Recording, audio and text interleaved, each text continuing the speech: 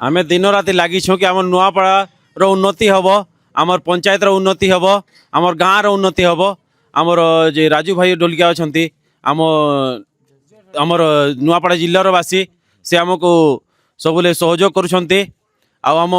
जिला काम कर सहयोग करुँ आम गाँव लोक प्राय सबू लोक सहित अच्छा नहीं मेरे वो राजू भाई मेरे प्रिय नेता रही वह कुछ भी मेरा बात और जब ले 4 बार इलेक्शन ओकर साथ रहे ओकर बाद में अभी जय भाई ढोलकिया ला में ओला समर्थन। अब हमार उड़ीसा सरकार मोहन मांझी सेंटर में नरेंद्र मोदी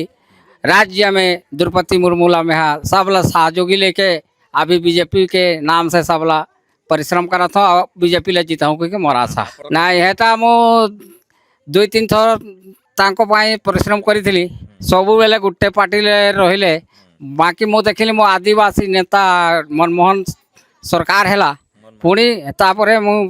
से मोर समझी के मु छाड़ी करी एबे जस्ट बीजेपी रे